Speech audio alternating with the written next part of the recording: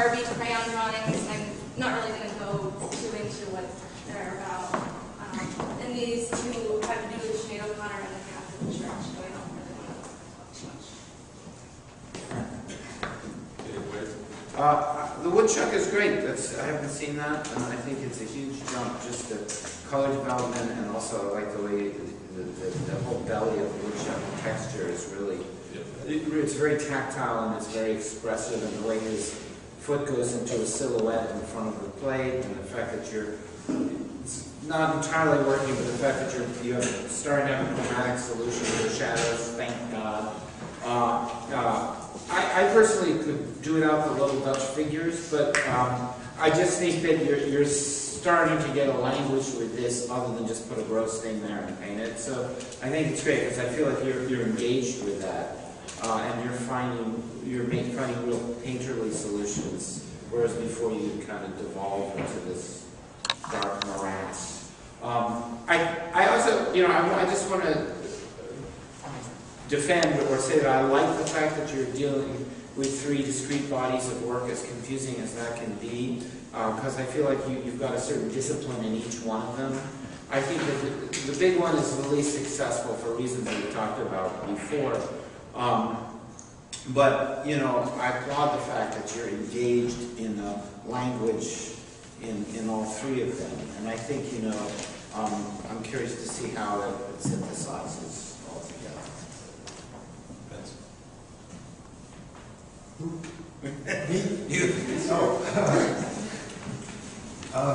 That's Sinead O'Connor when she's crying in the video, right?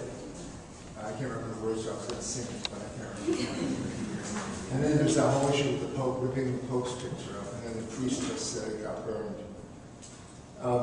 I really like these Barbie ones. I like them a lot. And I like them because of the clarity, the color. I disagree with Wade. I think that these pictures are as murky as you can get. I mean, you're doing lots, and you're learning lots of stuff, and that's important. But, I mean, I think that it could be a stronger conflation of the idea of a Dutch stove with the Barbie pictures. Some different kind of way of doing it. Too much of it looks like it could be a Dutch stove without any finesse, And then there's nothing else. I'm waiting for the crosshatch, waiting for something else to come in here that doesn't quite come into it. But the color in these pictures, the sort of saturated, bizarre, artificial color of them is exciting to me. It's very synthetic, and I just like it. For some reason, it's the goofiness of it. The thing is, a couple of things is that, there are three things that are like really expected. There's the Barbie dolls in the room. I mean, I've seen that a million times. Barbie dolls, or photographs of G.I. Joes, or even G.I. Joes. Where's G.I. Joes? Where's G.I. Joes? Where is it? Done. But that was done. That was when it was that. When it was at the first. He was ahead of his time, right there. But it's sort of the whole thing kind of died out because people stopped painting the G.I. Joes and the dolls, and it became sort of a well-known metaphor. And so, but you could paint those pictures and have them perfectly synthetic and have something else instead of the doll. But also the two women with the masks and that sort of thing. I've seen it so many times that I just don't know if it ceases to be effective or shocking or all the things that you want it to be. I just think that that's what I think. But I like those. Okay, I just want to jump in and then David and then Margaret. I just want to underline something that Vince said and add that that with the Barbie paintings, you've got there's an event there. There's a situation rather than a kind of tableau. And even though there is underneath the surface there is that tableau sort of symbolic aspect, each one plays a part like an allegory. But I think what you're doing is you're really thinking about delivering ideas and metaphors and content in the negative space, in the space around the figures, in ways that you don't pull off as successfully in the oil paintings over here, where the negative space is really quite neutral and kind of boring in the painting, and it just seems like there's so much opportunity to create a situation. Like even here, there isn't that kind of causal relationships, a sense of an event, but instead I go from symbolic figure to symbolic figure. That's one of the reasons why I'd love to see you kind of pursue this kind of storytelling, maybe with this other content. Is that a Barbie Warhol on the wall there? Yeah. Oh, no. Okay, David. Is That's Bobby Warhol. I just wanted to say, to me, there's something really beautiful and nice about this Yeah, it's great. versus this, you know, and the having this dead animal on this lace.